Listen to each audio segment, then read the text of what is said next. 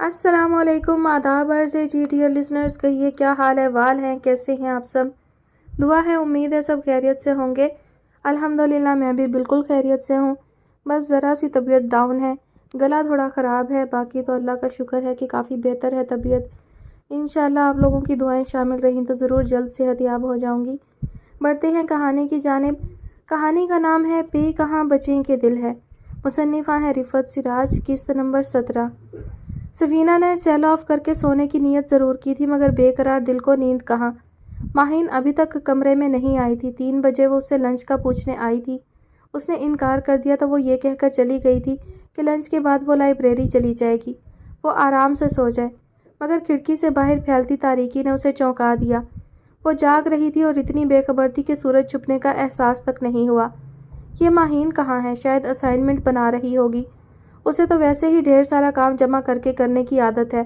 اس نے منہ پر ہاتھ رکھ کر جمائی روکی اور دوسرا ہاتھ بڑھا کر اپنا سیل اٹھایا۔ سیل آن کرتے ہی میسج ٹون لگاتار گونجی۔ اتنے ڈھیر میسیجز آ گئے، اس نے کوفت بھرے انداز میں سوچا۔ آج کل تو ان فضول سے میسیجز سے ہی باکس بھر جاتا ہے، الا بلا جانے کیا کیا۔ شکستہ اعصاب کے ساتھ تو سینے پر دھرا بیر اٹھا کر منہ میں ڈالنا بھی پہاڑ کھودنے جیسا لگتا ہے۔ اب یہ باکسز بھی جھاڑتے رہو، ورنہ آپ کا سیل فون یاد دلا کر آپ کا جینا حرام کر دے گا۔ اس نے انتہائی بدمزگی کے موڈ میں میسج پر سرسری نگاہ دوڑانا شروع کی اور بری طرح چونک گئی۔ اس کا سیل فون اطلاع دے رہا تھا کہ پرنس کے گھر سے کال آئی تھی۔ سٹی کوڈ کے ساتھ لینڈ لائن نمبر سکرین پر چمک رہا تھا۔ وہ ایک جھٹکے سے اٹھ کر بیٹھ گئی۔ مسڈ کالز آپشن کھول کر دیکھا تو اسی نمبر سے 8 مرتبہ ٹرائی کی گئی تھی۔ طبیعت شاد باغ و بہار ہو گئی۔ یعنی آپ نے کوئی کام نہیں کیا آج، بس میرا نمبر ٹرائی کرتی رہے۔ ایک محبوبانہ تفاخر آمیز مسکراہٹ ہونٹوں پر کھیلنے لگی۔ پتہ چلا، وہ یوں گویا ہوئی جیسے پرنس سامنے براجمان ہو۔ 8 مرتبہ اور ٹرائی کریں۔ اس نے پرنس کو تنگ کرنے کی ٹھان لی۔ خالص وابستگی کی یہی نشانی ہے۔ ادھر محبوب نے توجہ فرمائی، ادھر دل پہلو سے نکل کر بھاگا۔ جدائی یا بے توجہی کا احساس انسان کو اپنے آپ سے نبرد آزما رکھتا ہے۔ یہ بھی کسی کو شدت سے یاد رکھنے کا بہانہ ہے۔ اسے کسی اور کے رابطہ کرنے سے نہ دلچسپی تھی نہ انتظار۔ تاجور بلا ضرورت فون نہیں کرتی تھی۔ دل میں گدگدی سی ہوئی، اس نے فون دوبارہ آف کر دیا۔ چشمے تصور میں پرنس کی پریشانی بے قراری ملاحظہ کر رہی تھی۔ محبت، پیار، شرارت، لطیف جذبات سے ہلکی پھلکی ہو گئی۔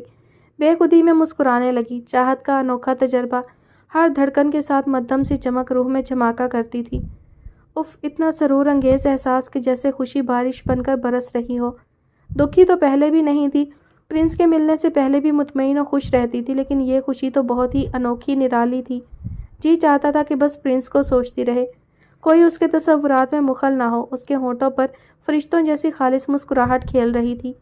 ماہین اپنی دھن میں اور اپنے مخصوص انداز میں دروازہ کھول کر اندر داخل ہوئی تھی اور سحر ٹوٹ گیا تھا۔ سفینہ یکلخت محتاط ہو کر سنبھل گئی تھی، مگر آنکھیں ہنوز مسکرا رہی تھی۔ تھینک گاڈ، آخر کار تم زندہ ہو گئی۔ ماہین اسے گھورتے ہوئے اپنے بیڈ کے کنارے پر ٹک گئی اور بیگ تکیے پر رکھ کر اپنی رسٹ واچ کلائی سے اتارنے لگی۔ اس عمل کے دوران اس کی نظر مسلسل سفینہ کے چہرے پر تھی۔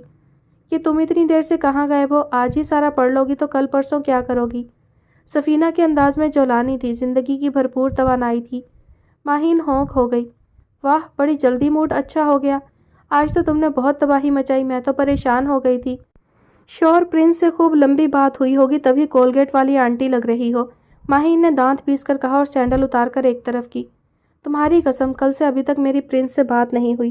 تم میرا سیل چیک کر سکتی ہو۔ سفینہ نے اپنے قیمتی فون سیٹ کی طرف شہادت کی انگلی سے اشارہ بھی کر دیا۔ ماہین پہلے سے زیادہ ہونک دکھائی دی۔ پرابلم کیا ہے؟ جب پرنس کے ہونے یا نہ ہونے سے کوئی فرق نہیں پڑتا تو باؤنڈ کیوں ہونا چاہتی ہو؟ آزادی بہت بڑی نعمت ہے۔ تم نے ڈیانا سے سبق نہیں سیکھا؟ بڑی شہزادی بنی تھی۔ بہت آرٹیفیشل لائف ہوتی ہے ان لوگوں کی، ان کو کیا پتا افراتفری میں برگر کھانے کا کیا مزہ ہوتا ہے۔ اب بھی سوچ لو۔ ماہین سچ مچ دل کی بھڑاس نکال رہی تھی۔ آج سفینہ نے در حقیقت اسے بہت اپسیٹ کر کے رکھا تھا۔ اتنی تھکی تھکی نڈھال چڑچڑی سی تو وہ کبھی دکھائی نہیں دی تھی، اور اس وقت اتنی خوش نظر آ رہی تھی گویا grains book of world record میں خوش اخلاقی کا ریکارڈ درج کروانے جا رہی ہو۔ میری انگیجمنٹ کو 5 سال ہو گئے، میں نے کبھی یہ پاگلوں والی حرکتیں نہیں کی۔ ماہین نے کشن اٹھا کر سفینہ پر اچھالا جو اس نے بڑی مہارت سے کیچ کر لیا۔ تمہاری انگیجمنٹ ہوئی ہے۔ انگیجمنٹ ہونے اور لو ہونے میں ٹھیک ٹھاک فرق ہوتا ہے۔ سفینہ کھلکھلائی اور کشن سے ماہین کا نشانہ لے کر بدلہ اتارا۔ ماہین کشن تھام کر سفینہ کو گھورنے لگی۔ ہیں یہ پرنس نے تمہارا کیا حشر کر دیا؟ اٹس اے ڈسکوری، ایک نئی دنیا ڈسکور ہوئی ہے، اس میں صرف پاگل ہی بستے ہیں۔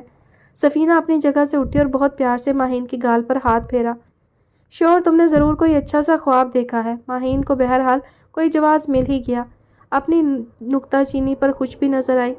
مگر میں تو سوئی ہی نہیں، نیند ہی نہیں آئی، سفینہ نے برجستہ کہا اور شاور لینے کے خیال سے وارڈروب سے کپڑے نکالنے لگی۔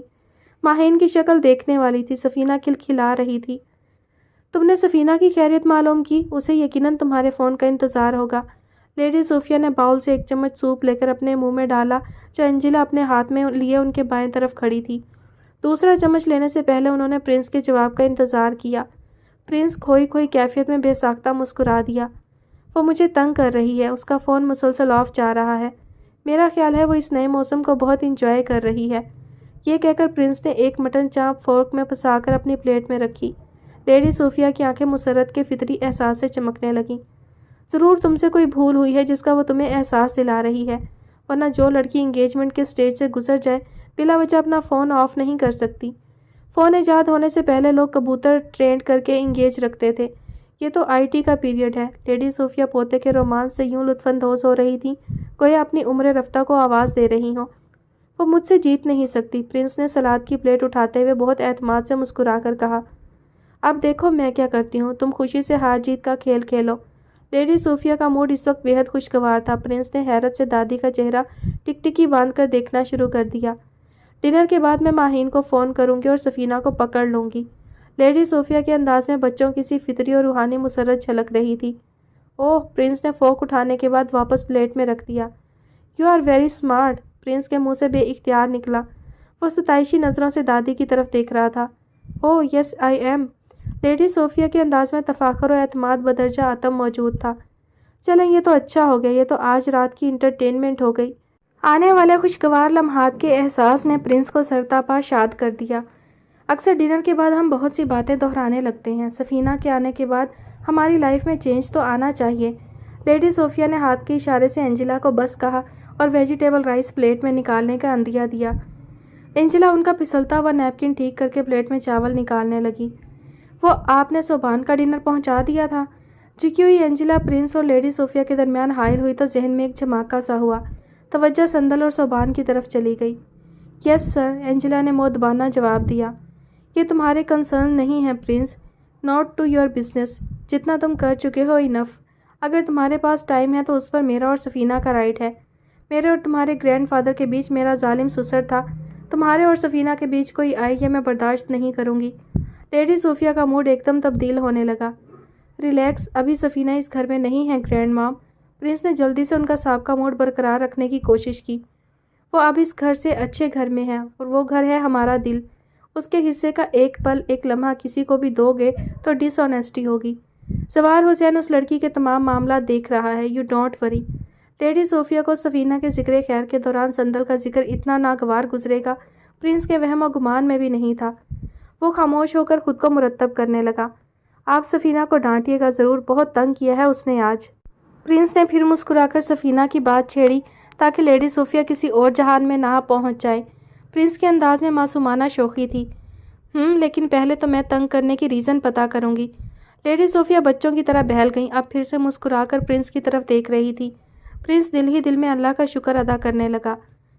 سارا زخمی ناگن کی طرح گاہے بگاہے بل کھاتی تھی۔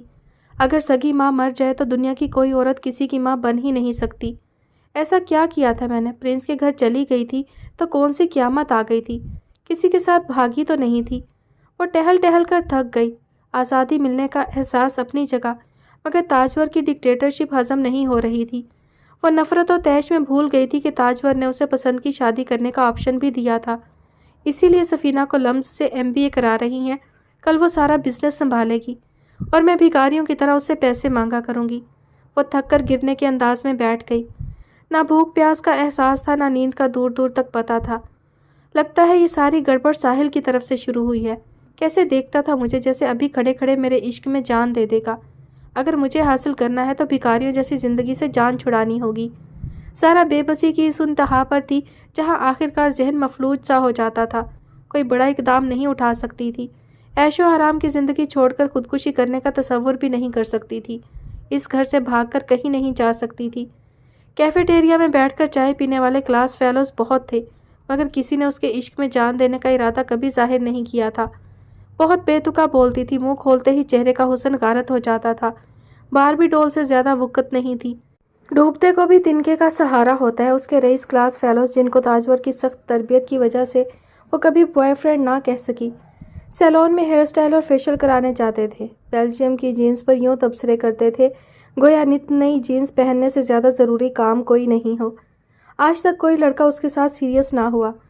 टोनी जिसकी स्पोर्ट्स कार पर वो मर मिठी थी, उसके साथ पक्की दोस्ती करना चाहती थी। उसने कई मरतबा टाइम पास करने के बाद इंकशाफ किया वो बहुत जल्द यूएस जाकर आबाद हो जाएगा। उसकी मंगेतर जो उसकी फर्स्ट कज़न है, यूएस में ही पैदा हुई है, वहीं पली बड़ी। इमिग्रेशन का तो मसला ही नहीं। सिवाय साहिल के आज तक किसी ने उसे आशिकाना नज़रों से देखा ही नहीं था। तभी जज्बात की शिद्दत से निढाल होकर जैसे वो मरने मारने वाली कैफियत से मगलूब हो गई। अम्मा से उलझने की बजाय पहले तो मुझे साहिल से बात करनी चाहिए। उसने सेलफोन उठाकर टाइम देखा, रात के 9 बज रहे थे। उसने चंद सानिये सोचा। उसके पास साहिल का कोई कांटेक्ट नंबर नहीं था, उसके घर का पता मालूम नहीं था। चंद लम्हे गौर खोज करने के बाद वो कमरे से बाहर जा रही थी। उसके उठते कदमों का रुख ताजवर के बेडरूम की तरफ था। दिल जमाई से कैसे शादी कर लूं, एक कमी सी जो है। गम के परिंदे के पर काट दिए थे मैंने। गुजारे लायक खुशी तो है, गुलाब के साथ कांटे भी तो होते हैं। सद शुक्र दिल को ये तसल्ली तो है। साहिल शावर लेने के बाद बात गाँव लपेटे यूं नज़म लिख रहा था गोया इससे ज़्यादा ज़रूरी काम कोई नहीं हो। अमूमन शावर लेने के दौरान ही तख्लीकी हिस्स ज़्यादा तेज़ी से काम करती थी। रईसों में नाम लिखवाने का पैदाइशी शौक ना होता तो संजीदगी से शायरी करके नामवर शायर तो बन ही सकता था। सुबह सुबह आपा वारिद होंगी, उनका नाश्ता खाना आराम करने की जगह, ये काम भी सर पर सवार थे। वो बाल पॉइंट फेंक कर उठ खड़ा हुआ और चारों तरफ नज़र दौड़ाने लगा। एक दिन की बात है, मैं सोफे पर सो जाऊंगा, आपा बेड पर। उसके बाद तो आपा जब कराची तशरीफ़ लाएंगी शानदार से गेस्ट रूम में क़याम फरमाएंगी, वो भी इस सूरत में अगर भाभी की तलवार जैसी ज़ुबान को बर्दाश्त करने पर खुशी खुशी रजामंद हो गई। उसने चश्मे तसव्वुर में ज़ारा का दीदार करते हुए सोचा। होंठों पर मानी खैज़ मुस्कुराहट खेलने लगी। शुक्र खुदा का, अपना दिल समद बाउंड से चिपकने वाला भी नहीं। उसे फिर कुछ सूझा। अब खड़े खड़े झुक कर लिखने लगा। ज़ारा से आगे जहाँ और भी हैं, ख्वाहिश भरे दिल के इम्तिहान और भी हैं। शादी और उधार मोहब्बत की कैंची है, बीवी घर का सामान मेहरबान और भी हैं। मैंने तुम्हारी माँ पर जादू चला दिया तो तुम क्या शय हो। एक ही रात में ऐसा पटाऊंगा, क्या याद करोगी तुम भी। वो मानी खैज़ मुस्कुराहट के साथ गाउन की कैप से बाल रगड़ कर खुश करने लगा। दिल फेंक इंसान शाहीन से ऊंची परवाज़ रखता है। उसके पास खुद को खुश रखने के हज़ारों रास्ते होते हैं। अम्मा, आप उससे मेरी शादी करने जा रही हैं। अगर मैं आपसे उसका सेल नंबर मांग रही हूँ तो इसमें हर्ज ही क्या है। ज़ारा बेतासुर सपाट लहजे में ताजवर से मुखातिब थी, जो उसके मुतालबे के बाद शदीद एसाबी दबाव का शिकार हो रही थी। लेकिन तुम्हें उससे ऐसी कौन सी ज़रूरी बात करनी है जो नहीं होगी तो बहुत हर्ज होगा, ताजवर मुतज़ब्ज़ब कैफियत में पूछ रही थी। बस मुझे बात करनी है, और मैं आपको यह भी बता दूं कि ज़रूरी नहीं मैं उससे फ़ोन पर बात करूं। बात करने के लिए मैं उसके घर भी जा सकती हूं। ज़ारा बेखौफी और बेफिक्री से कह रही थी। ताजवर के तो 14 तबक रोशन हो गए। जब मेरी बात मानकर शादी करने के लिए राज़ी हो गई हो तो शादी से पहले फजूल किस्म की बातें करने की क्या ज़रूरत है। ताजवर अनजाने नामानूस अंदेशों से हरासा हो रही थी। वो सोच भी नहीं सकती थी कि मर्दानावार कंपनी चलाने वाली एक छटांग भर की लड़की के सामने इतनी बेबस भी हो सकती है। ज़ारा तो सांप के गले की छछूंदर बन गई थी, ना उगले बन पड़े ना निगले। अगर उसने साहिल से उल्टी सीधी बातें कर डाली तो कहीं वो शादी से ही इनकार ना कर दे। उनकी तो गोया सारी मेहनत ही अकारत गई। इंतहाई इकदाम का सोचकर तो वो खुद उसे इसकी हकीकत बता बैठी थी, वरना अब भी बताने की ज़रूरत नहीं थी, गुजारा हो ही रहा था। अम्मा, आज नहीं तो कल साहिल का फ़ोन नंबर तो मुझे मिल ही जाएगा। मैं उसका नंबर आशा या सीता से भी ले सकती थी, मगर मैं आपसे छुपकर कोई काम करना ही नहीं चाहती। एक मर्तबा गलती की तो देखिए, ज़िंदगी भर की सज़ा मिल रही है। ज़ारा ने तो जैसे उनका कलेजा ही नोच कर फेंक दिया। दलील भी ऐसी दी थी कि कायल हुए बिना चारा नहीं था। तेज़ तरार थी, अकल से पैदल थी, बदतमीज़ थी, मगर कम उम्र भी तो थी। आखिर माँ बनकर पाला था, सीने से लगाकर थपक थपक कर सुलाया था। माँ ही की तरह रातों को जागी भी थी। ताजवर की आंखें एकदम डबडबा गईं। हर चंद कोशिश थी कि किसी भी तरह पल भर को ज़ारा के सामने कमज़ोर ना पड़े, मगर यकदम दिल चाहा उस खुदसर पागल लड़की को सीने से लगाकर फूट फूट कर रोने लगे। بمشکل خود کو سنبھالا، خود کو بکھرنے سے بچایا اور انگلیوں کی پوروں سے آنسو جھٹک کر گہری سانس لی۔ تم اپنے کمرے میں جاؤ، میں ساحل کا نمبر سینڈ کرتی ہوں۔ سارا سب کچھ بھول کر اب نہایت غایت درجہ کی حیرانی میں مبتلا ہو گئی۔ اس نے زندگی میں پہلی بار تاجور کی آنکھوں میں آنسو دیکھے تھے، وگرنہ اس کا خیال تھا کہ ساری دنیا سات سمندر میں ڈوب کر مر جائے، اماں کی آنکھوں میں آنسو نہیں آ سکتے۔ اس کے شیطانی ذہن نے بڑی تیزی سے اس کمزور لمحے میں کوئی فائدہ اٹھانے کا سوچا۔ شادی تو ٹلتی نظر نہیں آ رہی تھی، مگر اس شادی میں اس کی بے پناہ سبکی تھی، وہ بھی سفینہ کے سامنے جو اس سے مزید برتر ہونے جا رہی تھی۔ اماں، میں نے سزا قبول کر لی، اس لیے کہ آپ کے علاوہ دنیا میں میرا کوئی ہے ہی نہیں۔ زارا کے جملے نے رقت میں مزید اضافہ کر دیا۔ آنسو چھپانے کے لیے وہ اس سے نظریں چرا رہی تھی۔ آپ سے ایک ریکویسٹ ہے۔ وہ آہستہ آہستہ چلتی تاجور کے بالکل قریب آ گئی۔ میں سن رہی ہوں، بولو۔ تاجور ہنوز اس کی طرف دیکھنے سے گریز کر رہی تھی۔ آپ سفینہ اور ساحل کو کبھی نہیں بتائیں گی کہ میں آپ کی بیٹی نہیں ہوں؟ بولتے بولتے زارا کی آواز بھر آ گئی۔ احساس برتری احساس ذلت میں تبدیل ہو کر اسے بہت تنگ کر رہا تھا، اور رونا بھی حقیقت شناسائی کی وجہ سے نہیں، ذلت کے احساس کی وجہ سے ہی آ رہا تھا۔ جس انسان میں تکبر ہوتا ہے وہ معمولی سی ہزیمت بھی برداشت نہیں کر سکتا، مگر تاجور تو زارا کے آنسوؤں کا سیدھا سیدھا مطلب یہی لے سکتی تھی کہ وہ دکھ اور صدمے سے نڈھال ہو رہی ہے۔ وہ اپنی جگہ سے اٹھی اور زارا کو سینے سے لگا لیا۔ میری خواہش ہے کہ تمہاری شادی شدہ زندگی کبھی ڈیمیج نہ ہو، جس سے تمہاری شادی ہو وہ تمہیں ہر صورت نبھائے، خواہ اپنی غرض کے لیے ہی۔ میں نے تمہیں ماں بن کر پالا ہے، میری آرزوئیں بھی ماں جیسی ہیں۔ میں تمہاری لائف پرفیکٹ دیکھنا چاہتی ہوں۔ تمہیں محنت کر کے پیسہ کمانے، کیریئر بنانے سے کوئی دلچسپی نہیں۔ میں چاہتی ہوں تمہارا شوہر محنت کر کے تمہیں ہر طرح کا سکھ دے، تمہاری خواہشات پوری کرے، تم سوسائٹی میں عزت سے زندگی گزارو۔ وہ بہت جذب کی کیفیت میں کہہ رہی تھی، ایک ایک حرف خلوص سے دل کا غماز تھا، مگر منفی سوچ رکھنے والی زارا کو خلوص سے تعارف نہیں تھا۔ وہ تو اسے بھی اپنی بات منوانے کا ہتھ کنڈا سمجھ رہی تھی۔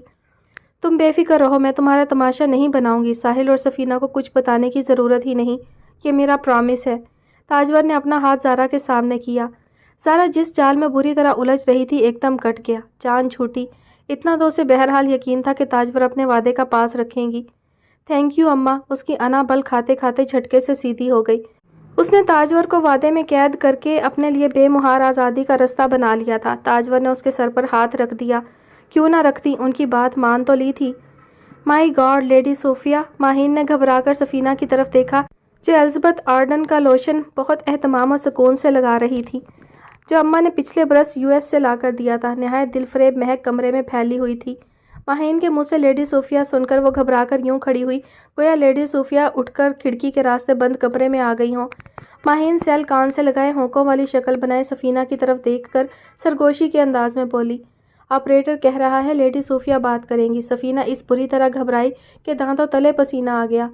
جی السلام علیکم۔ ماہین اب سیل پر بات کرنے لگی تھی، شہادت کی انگلی سے اپنے کان سے لگے سیل کی طرف اشارہ بھی کر رہی تھی جیسے کہ لیڈی صوفیہ سیل میں براجمان ہو۔ جی گرینڈ مام، میں بالکل ٹھیک ہوں، آپ کی طبیعت کیسی ہے؟ سفینہ تو ہر وقت آپ کی باتیں کرتی رہتی ہے، بس یہی کہتی رہتی ہے کہ گرینڈ مام مجھے بہت یاد آتی ہیں۔ ماہین نے اب آنکھ مار کر ایک تواتر سے بولنا شروع کر دیا۔ جی جی، اب بھی آپ ہی کی باتیں کر رہی تھی، لگتا ہے آپ سے بہت زیادہ محبت ہو گئی ہے اسے۔ جی جی جی، او ہاں، شاید میرا خیال ہے وہ چارج کرنا بھول گئی ہوگی۔ اوکے جی، میں آپ کی بات کرواتی ہوں، میرے پاس ہی ہے۔ سفینہ یہ بات کرو۔ ماہین کی شکل کارٹون والی ہو رہی تھی۔ اپنی طرف سے تو اس نے تمار باندھنے کی کوشش کی تھی، مگر لیڈی صوفیہ متاثر ہونے کے موڈ میں نہیں تھی۔ انہوں نے شاہانہ انداز میں ماہین کو ٹوک دیا تھا کہ سوری، میں تمہیں زیادہ وقت نہیں دے سکتی۔ سفینہ ہے تو میری بات کراؤ، اس کا سیل مسلسل آف جا رہا ہے۔ ماہین کی تو جیسے کچی ہو گئی تھی۔ سفینہ نے بوکھلا کر سیل ماہین کے ہاتھ سے لے کر کان سے لگا لیا۔ السلام علیکم۔ اس نے جھٹ سلام کیا اور دل پر ہاتھ رکھ کر گویا خود پر قابو پانے کی کوشش بھی کی۔ ماہین اب دونوں ہاتھوں سے اپنی کمر پکڑے سفینہ کو گھور رہی تھی۔ وعلیکم السلام۔ ارے بھائی، تم نے تو میرے بچے کو پریشان کر کے رکھ دیا ہے۔ سیل کیوں آف ہے تمہارا؟ جی بس اسٹڈی میں بہت بیزی تھی، آف کیا تو آن کرنا ہی بھول گئی۔ جھوٹ بولنے کی پریکٹس نہیں تھی، بولتے بولتے پسینے پسینے ہو گئی۔ اب ان سے کیسے کہتی کہ پرنس کو سبق سکھا رہی تھی۔ اوکے، پرنس نے مجھے بتایا کہ تمہارا سیل مسلسل آف مل رہا ہے تو میں پریشان ہو گئی۔ تھینک گاڈ کہ تم خیریت سے ہو۔ میں اس وقت زیادہ بات نہیں کر پاؤں گی، تم اپنا سیل آن کرو، پرنس تم سے بات کرنا چاہتا ہے۔ گڈ نائٹ میری پیاری بیٹی، ٹیک کیئر ڈارلنگ۔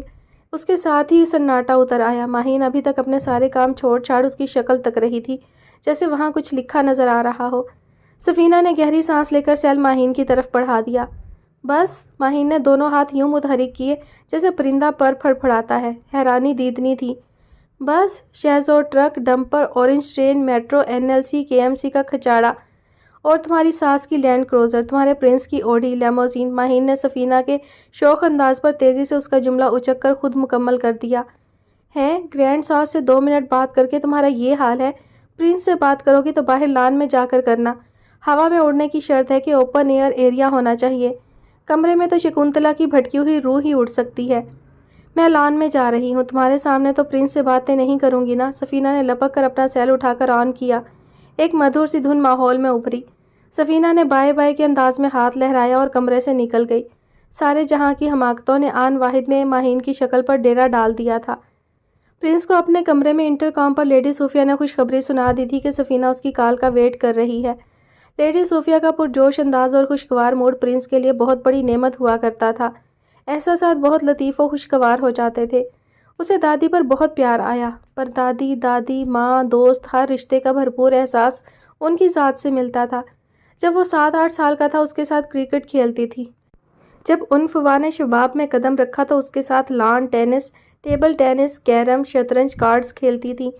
اسے کبھی احساس ہی نہیں ہونے دیا کہ اس محل سے گھر میں صرف 2 افراد رہتے ہیں، اور اب عشق کے سفر میں بھی اس کے ساتھ ساتھ تھی۔ پرنس نے دیوار گیر گھڑیال پر وقت ملاحظہ کیا، پھر اٹھ کر اپنی پسندیدہ خوشبو لگائی۔ خوشبو کے بغیر تو وہ کبھی نہیں رہتا تھا۔ اس وقت تو وہ سفینہ کے ہمراہ چاند کے سفر کی نیت کر چکا تھا۔ گرینڈ مام نے یہ تو نہیں بتایا کہ اس کا سیل فون کیوں آف تھا؟ وہ قدرے الجھا، پھر مسکرا دیا۔ چلو خود ہی پوچھ لیتے ہیں۔ وہ آپریٹر سے رابطہ کرنے کے لیے پلٹا تو فون کی گھنٹی نے ٹھٹکا دیا۔ لگتا ہے بہت جلدی میں ہو، صبر نہیں ہوا۔ اس نے خوشگوار احساسات کے بیچ ریسیور اٹھایا۔ یس، یہ آپریٹر کو متوجہ کرنے کا انداز و ادا تھی۔ سر، صوبان لائن پر ہیں، بات کیجیے۔ آپریٹر کی آواز سماعت سے ٹکرائی۔ صوبان؟ وہ چونکا نہیں، باقاعدہ جھٹکا سا لگا۔ ہیلو؟ اسے سوچنے کے لیے 2 پل نہیں ملے۔ صوبان کی گھبرائی آواز کان کے پردے سے ٹکرائی۔ جی بیٹا۔ صوبان کی آواز میں کچھ تھا، دل اندیشہ مند ہوا۔ انکل، شاید ممی کی ڈیتھ ہو گئی ہے۔ صوبان کی آواز پر آنسوؤں کا اثر تھا اور لہجے میں فرشتے کی سی معصومیت۔ پرنس گویا چکرا کر رہ گیا۔ یہ شاید تو ایک بغل حشر تھا۔ What do you mean? اس نے خود کو سنبھال کر فوراً سوال کیا۔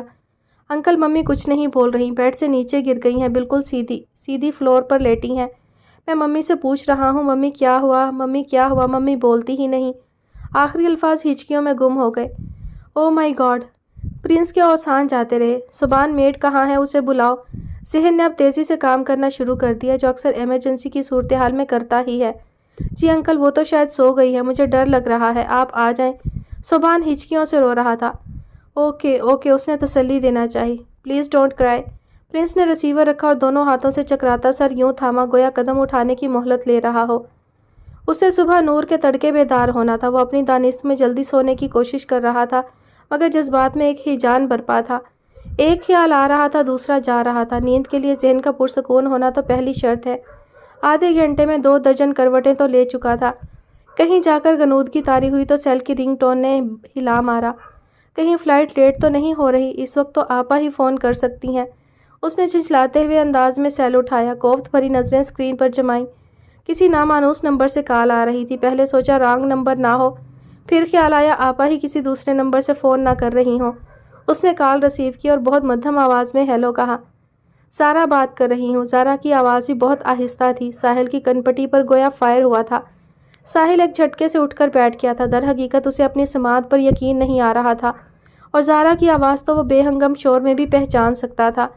اس نے شاید پہلی مرتبہ اس کی اتنی دھیمی آواز سنی تھی، ایسا دھیما پن جو دل میں خفتہ جذبات کو جگا کر رکھ دے، سونے والے کو نیند سے بیدار کر دے، لیٹے کو بٹھا دے اور بیٹھے کو کھڑا کر دے۔ کیا رومانس تھا آواز میں۔ ہیلو، زارا کی آواز پھر سماعت سے ٹکرائی، کیونکہ کوئی جواب نہ پا کر اسے یہ مغالطہ ہو رہا تھا کہ اس کی آواز ٹھیک سے ساحل کو سنائی نہیں دی، یا کوئی کمیونیکیشن ایرر آ گیا ہے۔ جی، کون بات کر رہی ہیں؟ ساحل نے چندرا کر پوچھا، ایسا ننھا بھولا بن گیا جیسے واقعی اس نے نہ پہچانا ہو۔ جانے اس نے ایسا کیوں کیا، یا شاید وہ واقعی یقین کر لینا چاہتا تھا کہ اس وقت زارا ہی اس سے مخاطب ہے، یہ اس کا وہم نہیں ہے۔ زارا بات کر رہی ہوں ساحل، آپ کو میری آواز آ رہی ہے؟ زارا تذبذب کی کیفیت میں پوچھ رہی تھی۔ جی، اچھا زارا، آئی ایم سوری، آپ کی آواز اتنی آہستہ تھی کہ میں پہچان ہی نہیں سکا۔ اتنی رات کو ایک لڑکی کی آواز سن کر اچھا بھلا بندہ پریشان ہو سکتا ہے۔ خیریت تو ہے، کیسے یاد کیا؟ ساحل نے بڑے رومانٹک لہجے میں سوال کیا، یوں جیسے سوال کے جواب میں زارا اسے داستان ہجر سنانے بیٹھ جائے گی۔ لیکن زارا کی آواز اور لہجے میں ایسا کچھ تھا کہ اس کی حوصلہ افزائی ہو رہی تھی۔ یہ وہ زارا نہیں تھی جس سے وہ آج سے پہلے تک ان گنت ملاقاتیں کر چکا تھا، جو بغیر کسی منصوبہ بندی کے تھی، اتفاقاً ہو جایا کرتی تھی۔ کیا کیا نہ یاد آیا، وہ طنز کے تیر اور استہزائیہ حقارت، تکبر، غرور، پھر تاجور کا اس کے سامنے بیٹھ کر دل کی باتیں کرنا، اسے اپنی بات منوانے کے لیے دلائل دینا، اور آخرکار زارا کا فون آ جانا۔ خوش قسمتی تھی کہ جھاڑ کانٹے کی طرح لپٹے جا رہی تھی۔ یہ تو وہی مثل تھی کہ میٹھا زیادہ ہو جائے تو کھانا مشکل ہوتا ہے۔ ایکچولی میں نے تمہیں اس لیے فون کیا ہے۔ وہ اب بھی اسے تم سے مخاطب کر رہی تھی اور وہ اب بھی اسے آپ کہہ رہا تھا۔ جی جی فرمائیں۔ ساحل یوں معدب ہو گیا جیسے زارا اس کی بیوی نہیں باس بننے جا رہی ہو۔ پتہ نہیں کیوں جو انسان مطلبی اور لالچی ہوتا ہے اتنا زیادہ میٹھا کیوں ہوتا ہے۔ خوش اخلاقی تو ایسے لوگوں پر ختم ہو جاتی ہے، ایسا شہد آگیں لہجہ کہ جو مامتا کی لوری میں محسوس نہ ہو، جو پھول کھلنے کی آہٹ ہو اور محسوس نہ ہو، جو آبشاروں کی روانی میں ہو محسوس نہ ہو۔ فطرت کو پچھاڑ دینے والا ہر بات، سر سے لے کر پاؤں تک، بس انسان اس بات پر تل جائے کہ سامنے والے کو اس کے خلوص کا یقین آ جائے۔ میں تم سے فون پر بات نہیں کرنا چاہتی۔ زارا جانے کیا کہنے جا رہی تھی، ساحل نے درمیان میں ہی اس کی بات اچک لی۔ لیکن آپ فون پر ہی بات کر رہی ہیں۔ اوفو، میرا جملہ تو مکمل ہونے دو۔ اب لگا کہ واقعی زارا بول رہی ہے، وہی تحکم تھا، وہی اعتماد جو اس کی فطرت ثانیہ محسوس ہوتا تھا۔ جی جی، آئی ایم سوری، کہیے۔ میں تم سے یہ کہنا چاہتی ہوں کہ مجھے تم سے فون پر بات نہیں کرنی، بلکہ مجھے تم سے بہت ساری باتیں کرنی ہے اور فیس ٹو فیس کرنی ہے۔ اب تم یہ بتاؤ کہ مجھے تم کہاں ملو گے، گھر آؤ گے یا میں تمہارے گھر آؤں؟ میرے گھر؟ ساحل نے گھبرا کر چاروں طرف نظر دوڑائی۔ اف خدایا، اللہ نہ کرے کہ وہ کبھی اس کا گھر دیکھے۔ آج تک جو کچھ ہوتا رہا ہے اس میں شاید کچھ کمی رہ گئی ہوگی۔ گھر دیکھنے کے بعد تو وہ اسے اپنے گارڈ کے پیچھے کھڑا کرے گی، گن بھی نہیں دے گی، ایک لاٹھی پکڑا دے گی۔ نہیں نہیں، آپ حکم کریں، میں خود آ جاؤں گا، اس نے گھبرا کر جواب دیا تھا اور اپنا خشک گلا تر کرنے کے ساتھ ساتھ کوشش کی۔ اوکے، دیکھو کل اماں آفس میں ہوں گی، ان کے آفس ٹائمنگز میں تمہیں گھر آنا ہوگا، مجھے تم سے بہت ضروری بات کرنی ہے۔ زارا نے ایک راستہ سجھایا مگر ساحل پریشان ہو گیا۔ لیکن زارا، آپ کی اماں کی آفس ٹائمنگ میری بھی تو وہی ہوتی ہے، مجھے آفس سے اٹھنے کے لیے انہیں انفارم کرنا ہوگا۔ ہاں تو کچھ بھی کہہ دینا، بتا دینا کوئی مسئلہ ہو گیا ہے یہ وہ۔ لیکن زارا، کل میری سسٹر بھی آ رہی ہیں اور آپ کی اماں نے مجھے سسٹر کے ساتھ انوائٹ کیا ہے، مجھے ویسے ہی آپ کے گھر آنا ہے، ویسے ہی آنے سے پہلے ایسے ہی ملنا ہے جیسے میں کہہ رہی ہوں۔ اگر اماں نے تمہیں 4 بجے بلایا ہے تو تم مجھے 12 بجے سے پہلے آ کر ملنا۔ Take care and that's all. Zara نے اس کا جواب سننے کا تکلف بھی نہیں کیا اور اپنی طرف سے بات ختم کر کے رابطہ منقطع کر دیا۔ ساحل ہونکوں کی طرح سیل فون کان سے لگائے بیٹھا تھا۔ اچانک ہی دھیان ہوا کہ رابطہ تو منقطع ہو چکا ہے۔ موبائل کان سے ہٹا کر چہرے کے سامنے کر کے یوں گھورنے لگا جیسے وہاں اسے برابر زارا براجمان دکھائی دے رہی ہو۔ سفینہ فریش ہو کر بہت خوش اپنے کمرے سے نکل کر لان میں پہنچی تھی۔ کمرے سے لان تک کا پہنچنے کا دورانیہ چند منٹ کا تو ضرور تھا، اور ان چند منٹوں کے دوران بلا مبالغہ اس نے 10-12 مرتبہ تو اپنے سیل فون کی طرف دیکھا تھا، یوں جیسے وہاں سے کوئی معجزہ نمودار ہونے جا رہا ہو۔ پھر ایک نسبتاً الگ تھلگ ایک طرف استادہ پتھریلی بینچ پر جا کر بیٹھ گئی تھی۔ گھڑی کے ہر گزرتے ہوئے پل کے ساتھ اس کے دل کی دھڑکن ہم آہنگ تھی۔ اس کے خیال میں پرنس کی کال اب آ جانی چاہیے تھی۔ وہ بینچ سے ٹیک لگا کر موبائل گود میں رکھ کر سر اٹھا کر آسمان کی طرف تکنے لگی۔ اماوس کی راتیں چل رہی تھی، چاند بہت سارا چمک کر چھپ چکا تھا، اکا دکا بادل کے ٹکڑے اڑتے دکھائی دے رہے تھے، آسمان ستاروں سے بھرا ہوا تھا۔ اماوس کی راتوں میں ستارے خوب چمکتے ہیں، جیسے کہ چاند کے دور ہوتے ہی اپنی حسرتیں نکال رہے ہوں، چاند جو ان کی آب و تاب کو اجاگر ہی نہیں ہونے دیتا۔ 17-18 دن اپنی چھب دکھلا کر جب اوٹ میں جاتا ہے تو ستاروں کے بھی دن پھرتے ہیں۔ وہ آسمان کی طرف تکتے تکتے یوں ہی بے سروپا خیالوں میں گم ہو گئی، اور خیالات کی گہرائی نے اسے چند لمحے کے لیے ماحول سے کاٹ کر رکھ دیا۔ وہ جیسے زمان و مکان کی قید سے آزاد ہو چکی تھی، پلکیں جھپکائے بغیر بس آسمان کی طرف دیکھے جا رہی تھی۔ اچانک ایک دم اسے خیال آیا کہ اسے بیٹھے ہوئے خاصی دیر ہو گئی ہے، پرنس کی کال ابھی تک نہیں آئی۔ آپریٹر کی کال آتی تو شاید اسے شک بھی ہو سکتا تھا، لیکن بات تو لیڈی صوفیہ نے کی تھی۔ لیڈی صوفیہ نے کہا تھا کہ وہ اپنا سیل فون آن رکھے، کچھ دیر بعد پرنس اسے کانٹیکٹ کرے گا۔ لیڈی صوفیہ اتنی غیر ذمہ دار یا لاؤبالی کسی بھی صورت نہیں ہو سکتی تھی کہ وہ اپنی طرف سے کوئی بات کہہ دیتی جس کے متعلق انہیں خود بھی یقین نہ ہوتا۔ یقیناً ان کی پرنس سے بات ہوئی ہوگی، تبھی انہوں نے اس سے رابطہ کیا تھا، اور وہ بھی ماہین کے فون کے ذریعے۔ اب اسے جھنجھلاہٹ ہونے لگی۔ حد ہوتی ہے مذاق کی بھی، جب میں فون بند کر دیتی ہوں تو خوب ٹرائی ہوتی ہے۔ اب میسج کے بعد کب سے انتظار میں بیٹھی ہوں، موصوف کو فرصت نہیں ہے۔ اگر مجھے اتنا تنگ کریں گے نا تو پھر میں بھی بتا دوں گی کہ اصل میں تنگ کیسے کرتے ہیں، بڑے آئے نہیں تو۔ اب اس کا موڈ خراب ہونے لگا تھا، انتظار کی کوفت اس کے رگوں پے میں اترنے لگی، طبیعت مکتر اور بے مزہ سی ہونے لگی۔ یہ تو کوئی بات نہیں ہوئی، اتنی رات کو اتنا فضول سا مذاق کم از کم پرنس سے اس کی توقع نہیں کی جا سکتی۔ وہ خود ہی اپنے خیالوں میں الجھنے لگی، وہ نفی و اثبات کے گورکھ دھندے میں پھنس رہی تھی۔ ایک خیال آتا تھا دوسرا جاتا تھا۔ صبر و انتظار کی بھی کوئی حد ہوتی ہے، پہلے کیا کم کوفت اٹھائی تھی جو اب کمی پوری کی جا رہی ہے۔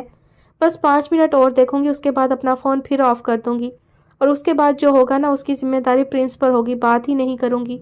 وہ تصور ہی تصور میں پرنس پر ناراض ہو رہی تھی اور اب سر جھکائے سیل فون کی تاریک اسکرین دیکھ رہی تھی۔ دیکھتے ہوئے دل اخبار کی بڑے زور سے دھڑکتا تھا، یوں لگتا تھا جیسے اگلے ہی پل اسکرین روشن ہونے والی ہے۔ لیکن 5 منٹ مزید گزر گئے، فون اسکرین اسی طرح تاریک رہی۔ کوفت کی شدت یا انتظار کی تکلیف، اس کا اثر اتنا شدید تھا کہ اس کی آنکھیں لبالب بھر گئیں، بالکل یوں ہی جیسے کسی معصوم سے بچے کے ہاتھ سے آئس کریم کا کپ فرش پر گر گیا ہو اور وہ بے بسی کی کیفیت میں پگھلتی ہوئی آئس کریم کو دیکھ رہا ہو۔ پرنس نے سوائے ہاؤس مینیجر کے کسی ایک کو اس بات کی اطلاع نہیں دی کہ وہ گھر سے باہر جا رہا ہے، اور اپنے ملازم کو وجہ بتانے کی ضرورت ہی نہیں تھی۔ البتہ اس نے یہ تاکید ضرور کی کہ اگر کسی وجہ سے لیڈی صوفیہ جاگ جائیں یا پرنس کا پوچھے تو انہیں یہ نہ بتائے کہ وہ گھر سے باہر ہے۔ اس نے اس وقت ڈرائیور کو بھی ساتھ نہیں لیا تھا اور کار خود ڈرائیو کی تھی۔ 40-45 منٹ کا راستہ تھا۔ اس دوران پرنس کی جو حالت ہو رہی تھی وہ ناقابل بیان تھی۔ اللہ کرے صوبان نے میڈ کو بلا لیا ہو، اللہ کرے سندل ہوش میں آ گئی ہو۔ اس بچے کی سائیکالوجی تو بری طرح ڈیمیج ہو رہی ہے۔ میں اس سے زیادہ صوبان کے لیے کیا کر سکتا ہوں؟ میرا اللہ مجھے بتائے کہ میں اس معصوم فرشتے کے لیے کیا کروں۔ میرا دل تو یہ چاہتا ہے کہ ایک دم کوئی کرامت ظہور پذیر ہو جائے اور صوبان کی آنکھیں ہمیشہ ہمیشہ کے لیے خوشی سے چمکنے لگیں، اور پھر زندگی کی ان انتہاؤں پر ان آنکھوں کی چمک ماند نہ ہو۔ وہ دل ہی دل میں بڑی جاں سوزی کے ساتھ صوبان کے حق میں دعا کرنے لگا، اور یہ ایک بہت بڑی کائناتی سچائی ہے کہ جن کے دلوں کو اللہ تعالیٰ محبت کے لیے مخصوص کر لیتا ہے، وہ دل جن کے ساز پر محبتوں کے گیت گائے جاتے ہیں، وہ دل جو محبت کا اعلیٰ ترین شعور رکھتے ہیں، ان دلوں کی خصوصیت یہی ہوتی ہے کہ وہ مظاہر فطرت اور بچوں سے بے انتہا پیار کرتے ہیں۔ جس دل میں ذرہ برابر بھی سختی پائی جاتی ہے اسے ہر بچے پر پیار نہیں آتا۔ بچے کیونکہ عین فطرت پر ہوتے ہیں تو فطرت پسند انسان ان سے بہت لطف اندوز ہوتا ہے۔ یہ پرنس کی نفسیاتی مجبوری تھی۔ وہ کائنات کے اسرار اور رموز کو پہچاننے کی لگن رکھتے ہوئے اپنا تخلیقی سفر طے کرتا چلا جا رہا تھا، اور صوبان کا ملنا بھی اس کے نزدیک اللہ کی رحمت تھی جس نے اسے بہت سے تخلیقی رازوں سے آن واحد میں پردے سرکا دیے تھے۔ صوبان سے ملنے سے پہلے کچھ احساسات ادھورے نامکمل سے محسوس ہوتے تھے، لیکن مسجد میں ہاتھ اٹھائے رو رو کر دعائیں مانگنے والے اس بچے نے پرنس کے اندر چھپے ہوئے تخلیق کار کے دل میں جیسے ایک تڑپ پیدا کر دی تھی۔ اس بچے نے تو وہ کمال کیا تھا جو طویل مراقبوں نے بھی شاید نہیں کیا تھا۔ مراقبے کے دوران وہ جن کیفیات سے گزرتا تھا ان کا تعلق عام انسانوں سے کم ہوتا تھا، لیکن صوبان نے تو عام انسانوں کو ایسے لا کھڑا کیا تھا کہ بس اسے دکھوں کی انتہا اور اس کارگاہ مشقت کے سفر نے اکملیت کی طرف روانہ کر دیا تھا۔ اس کے پاس سیل فون تو ہوتا نہیں تھا، لیکن ایک قیمتی رسٹ واچ اس کی کلائی میں گھر سے نکلتے ہوئے ضرور ہوتی تھی۔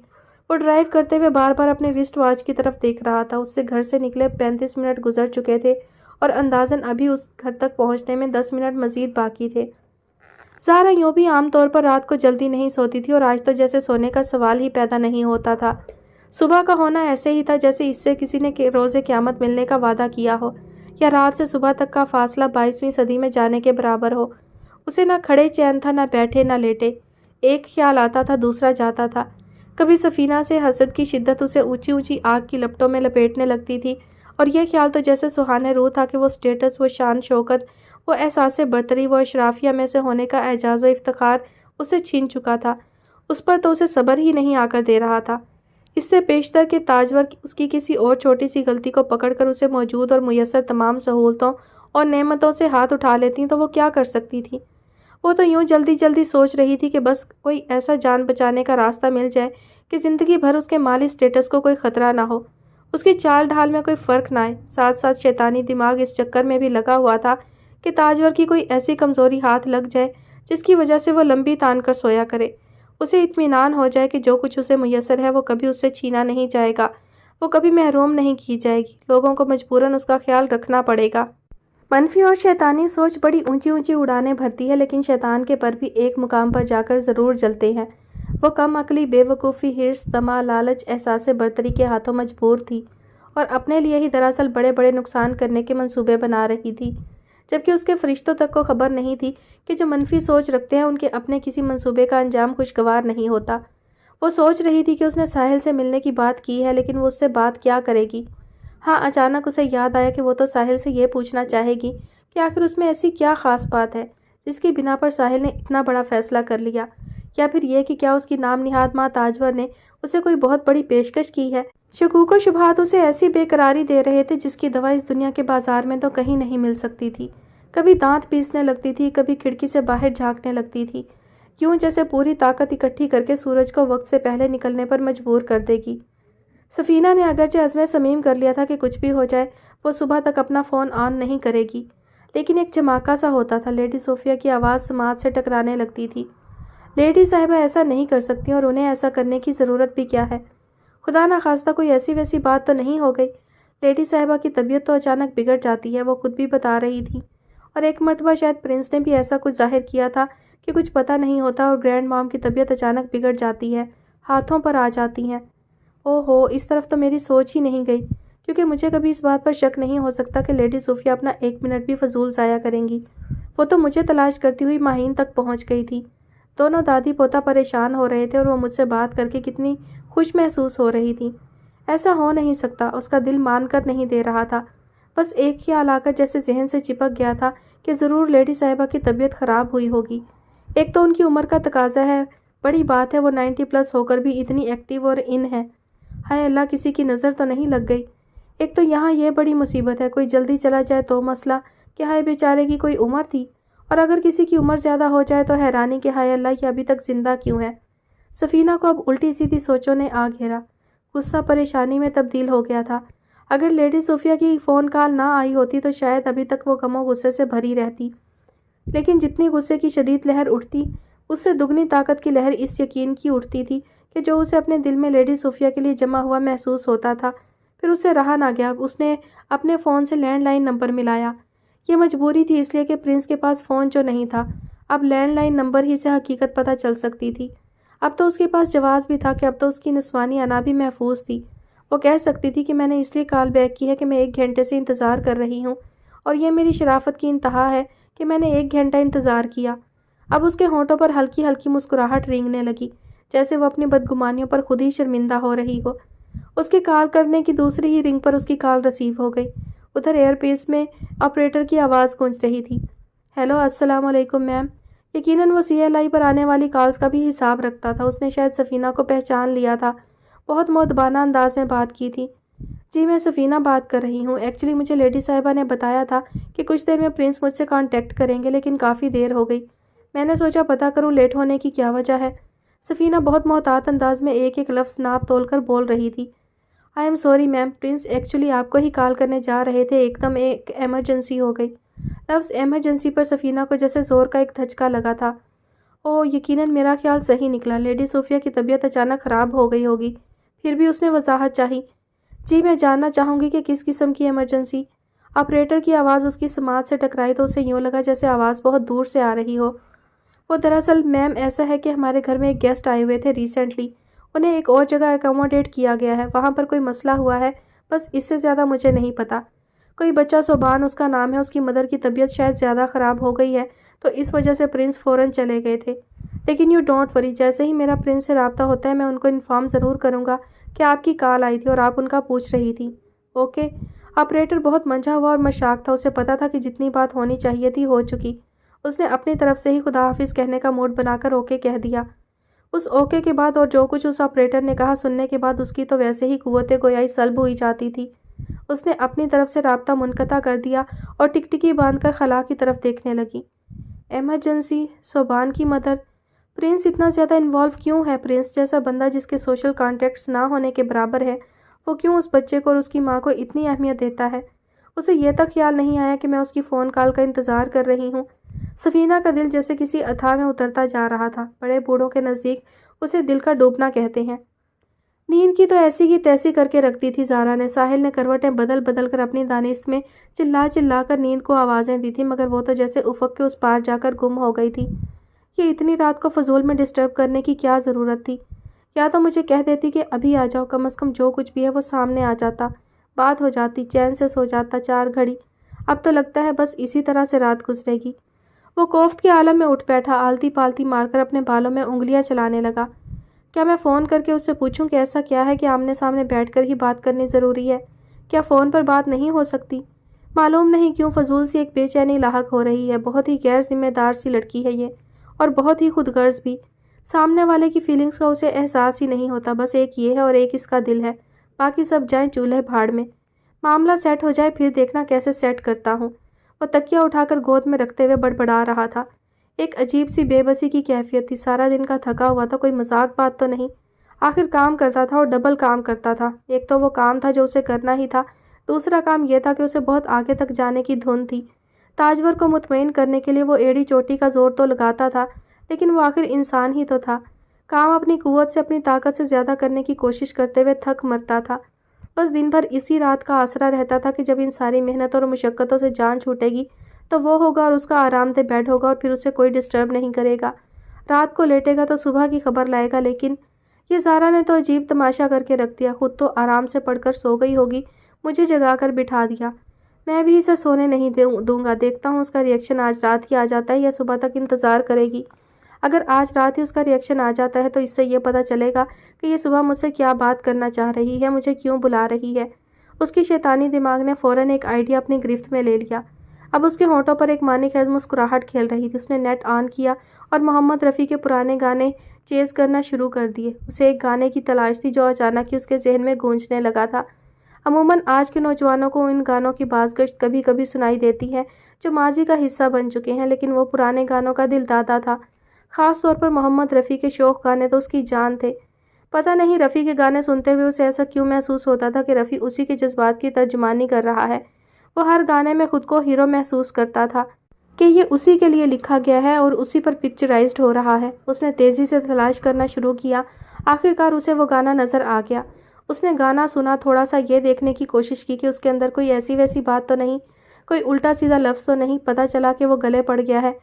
یہ سانگ وہ سارا کو سینڈ کرنے کے لیے سرچ کر رہا تھا۔ آج کل تو ہر کام میں بہت سہولت ہو گئی ہے، آپ اپنی پسند کی چیز کسی کے ساتھ آرام سے شیئر کر سکتے ہیں۔ پھر اسے ایک میسج کر دے گا اور کہے گا اس نے اس کے ساتھ ایک ارجنٹ چیز شیئر کی ہے، ذرا وہ سن لے۔ پھر دیکھتے ہیں اس کے بعد وہ کیا کرتی ہے۔ اس نے رفیع کا گانا پلے کر دیا۔ رفیع کی آواز ماحول میں گونج رہی تھی۔ اس نے فل والیوم کھولا ہوا تھا۔ کھویا کھویا چاند کھلا آسمان، آنکھوں میں ساری رات جائے گی، تم کو بھی کیسے نیند آئے گی۔ اس نے زارا کے ساتھ یہ گانا شیئر کیا، پھر ایک وائس نوٹ بھی سینڈ کر دیا، وہ بھی بہت ہی معصومانہ آواز بنا کر کہ آپ کے ساتھ ایک زبردست چیز شیئر کی ہے، کائنڈلی پہلے سن لیں، بعد میں سونے کا موڈ بنائیں۔ اس نے وائس نوٹ سینڈ کیا اور سیل فون ایک طرف رکھ دیا، کیونکہ وہ اکیلا نہیں جاگ رہا تھا۔ دروازہ کھولنے والی میڈ تھی۔ میڈ کو جاگتا اور سامنے پا کر پرنس نے طمانینت کی سانس لی۔ تنے ہوئے اعصاب خود ہی ڈھیلے پڑ گئے، البتہ پرنس کو سامنے پا کر میڈ کی حالت غیر ہو رہی تھی، جیسے مجرم کے ٹھکانے پر اچانک چھاپا پڑ گیا ہو۔ اس نے بمشکل سلام کرنے کی ہمت کی۔ پرنس سر کی جنبش سے جواب دیتا آگے بڑھ گیا۔ پرنس نے یہ دیکھ کر اللہ کا لاکھ لاکھ شکر کیا کہ میڈ نے ساری صورتحال سنبھال لی تھی۔ اس کے پہنچنے سے پہلے ڈاکٹر کو خود جا کر لے آئی تھی۔ سندل ہوش میں تھی اور پرنس سے بہت شرمندگی کے ساتھ بار بار معذرت کر رہی تھی۔ بچہ ہے نا، بس پریشان ہو گیا، آپ کو اتنی رات کو زحمت دی۔ اب تو جو ہونا تھا ہو چکا، یہ بتائیں کہ ہوا کیا تھا۔ صوبان بتا رہا تھا کہ آپ اچانک گر کر بے ہوش ہو گئی تھی۔ پرنس نے سندل کی طرف دیکھنے کے بجائے اپنے رسٹ واچ پر نظر دوڑاتے ہوئے قدرے فکر مندی سے پوچھا۔ جی، کبھی کبھی مجھے ایسے فٹس پڑتے ہیں۔ ایک مرتبہ سر کے پچھلے حصے میں چوٹ لگی تھی اور میں ICU پہنچ گئی تھی، اس کے بعد سے کبھی کبھی ایسا ہو جاتا ہے۔ سندل شرمسار اور عاجزانہ انداز میں گویا ہوئی۔ چوٹ کیسے لگی تھی؟ پرنس نے نہ چاہتے ہوئے بھی اس پر ایک نگاہ کی جو ویسے ہی اس کے سامنے بمشکل نظریں اٹھاتی تھی، گویا احسان مندی کا سارا بوجھ پلکوں پر ہی دھرا رہتا تھا۔ صوبان میڈ کے پاس باہر لاؤنج میں تھا۔ پرنس دروازے کے قریب کھڑا سندل کی خیریت دریافت کر رہا تھا، اس طرح سے کہ اسے باہر صوفے پر بیٹھے ہوئے صوبان اور میڈ بھی صاف نظر آ رہے تھے۔ پرنس کے سوال پر سندل یوں خاموش ہو گئی جیسے جواب دینا نہیں چاہتی، پھر قدرے توقف کے بعد گویا ہوئی۔ چوٹیں تو لگتی رہتی تھی، ایک دن سر پر کچھ زیادہ لگ گئی، یہ کہہ کر وہ خاموش ہو گئی۔ پرنس جواب سن کر یوں شرمندہ و نادم ہوا گویا ان چوٹوں کا ذمہ دار وہ خود ہو۔ اب میں چلوں گا، اپنا خیال رکھیے گا۔ میں اس شخص کی ضمانت نہیں دوں گا۔ جرم ثابت ہے تو پھر سزا ضرور ملنی چاہیے، آپ ریلیکس کریں۔